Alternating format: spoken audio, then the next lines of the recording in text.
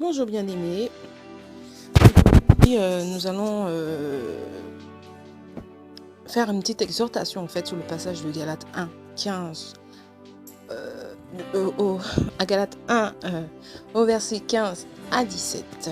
Donc c'est un passage vraiment qui m'a vraiment touchée et j'ai compris aussi beaucoup de choses. Je pense que le Seigneur, par ce passage, a voulu me faire passer un message que j'ai compris, que j'ai reçu. Et je me suis dit, pourquoi ne pas aussi vous le partager? Parce que je pense que tout un chacun d'entre nous sommes concernés en fait par ce passage de Galates 1, 15 à 17. Donc, je vais vous le lire. Donc, mais lorsqu'il plut à celui qui m'avait mis à part dès le sein de ma mère et qui m'a appelé par sa grâce de révéler en moi son Fils, afin que je l'annonçasse parmi les païens, aussitôt, je ne consultai ni la chair, ni le sang, et je montai point à Jérusalem vers ceux qui furent apôtres avant moi, mais je partis pour l'Arabie, puis je reviens encore à Damas. Alléluia. Donc franchement, ici, dans ce passage-là, c'est Paul qui parle, en fait. C'est Paul, en fait, lorsqu'il a été, en fait, touché par le Seigneur. Il raconte, en fait, un peu son témoignage quand il avait été touché par le Seigneur. Le Seigneur s'est révélé à lui. Ensuite, le Seigneur a envoyé, je ne me souviens plus en fait le nom du serviteur que le Seigneur avait envoyé vers lui pour pouvoir lui permettre de retrouver la vue.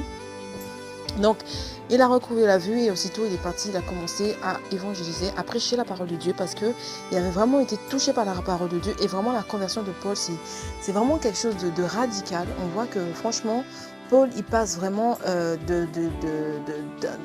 d'une personne à une autre. En fait, ce n'est plus la même personne entre le moment où il s'appelait. Effectivement, on voit que même son nom change parce qu'il s'appelait Saul. Après, il commence à s'appeler Paul. Et en tout cas, Dieu l'a béni Paul, en fait. Et sa vie, en fait, avait été complètement changée, bouleversée par cette rencontre. Et je pense sincèrement que c'est ce qui devrait se passer dans nos propres vies. Quand le Seigneur vient à nous, quand le Seigneur change nos vies, notre vie doit être complètement bouleversée, complètement changée. On ne doit plus vraiment être la même personne. On doit vraiment être changé, accepter en fait ce changement, accepter en fait le bouleversement que le Seigneur apporte dans nos vies et avancer sans consulter ni la chair ni le sang. Et c'est ce que nous dit Paul dans Galates 1. Donc on peut en fait essayer un peu de méditer en fait ce passage qui dit mais lorsqu'il plut à celui qui m'avait mis à part dès le sein de ma mère et qui m'a appelé par sa grâce de se révéler en moi, de révéler en moi son Fils afin que je l'annonçasse parmi les païens. Donc déjà il sait que dès le sein de sa mère Dieu l'avait appelé dans sa grâce. En fait le témoignage de Paul, c'est également notre témoignage. Le Seigneur, dès le sein de nos parents, dès le sein de notre mère, Dieu nous avait déjà mis à part. Il avait déjà son plan pour nous. Il savait que nous ferions partie de ces soldats, nous ferions déjà partie de ces citoyens, que nous ferons partie en fait de son armée. Donc le Seigneur nous a convaincus du péché, de la justice et du jugement.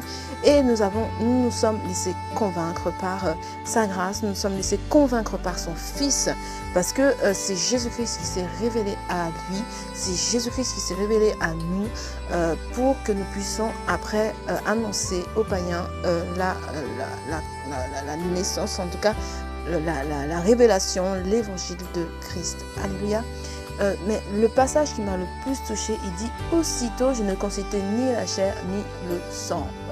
Ça veut dire que Paul, en fait, à ce moment-là, il n'a pas commencé à douter. Il ne s'est pas posé des questions. Est-ce que c'est vraiment Dieu? Est-ce que c'est vraiment la part de Dieu?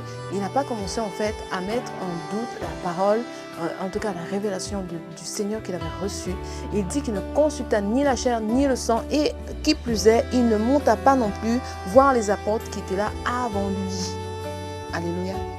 Il n'alla pas consulter les apôtres qui étaient là avant lui parce qu'il savait ce qu'il avait vécu personnellement avec le Seigneur. Il sait quelle révélation qu'il avait reçue. Il ne consulta pas la chair. Il n'alla pas vers les apôtres non plus parce qu'il avait reçu son appel personnel. Il partit aussitôt pour l'Arabie. Alléluia. Donc il partit faire, il partit en fait annoncer l'évangile de Dieu parce que c'est à cela que le Seigneur l'avait appelé. Alléluia. C'est cela que le Seigneur l'avait appelé. Il ne consulta pas ni la chair, ni le sang, et ni même les apôtres qui étaient là avant lui. Aujourd'hui, peut-être que le Seigneur t'appelle à faire quelque chose avec lui. Peut-être que le Seigneur t'appelle. En fait, tu sens une grâce de sur toi. Bien souvent, il faut servir le Seigneur sans commencer à s'inquiéter, savoir qu'est-ce que l'homme de Dieu va penser, qu'est-ce que l'homme de Dieu va dire. Le Seigneur Dieu est au-dessus de l'homme de Dieu. Si le Seigneur t'envoie faire un truc, fais-le. Alléluia. Si le Seigneur m'envoie faire un truc, je dois le faire, tout simplement. Et je prie au moins que le Seigneur m'aide vraiment à ouvrir ma bouche comme Paul avec assurance. Paul a vraiment eu cette grâce, cette assurance de pouvoir prêcher l'évangile. Il avait été convaincu par le Seigneur. Il ne s'est pas laissé démonter. Il a fait ce que Dieu le Seigneur lui avait tout simplement demandé. Jusqu'à sa mort, il a servi le Seigneur avec conviction, avec force. Et voilà. Donc, ma prière aujourd'hui, c'est que vraiment nous puissions nous laisser conduire par le Seigneur. Nous puissions avoir l'attitude en fait de Paul en fait qui a prêché l'évangile avec force, avec succès, avec puissance dans le Saint-Esprit.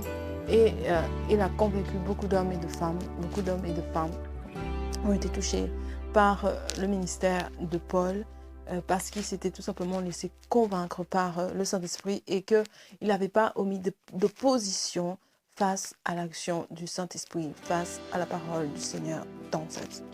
Donc, ma prière vraiment, Seigneur, c'est que tu nous aides vraiment à marcher dans tes voies, à laisser ce qui est derrière nous et à avancer. Seigneur, je veux avancer, c'est ma prière.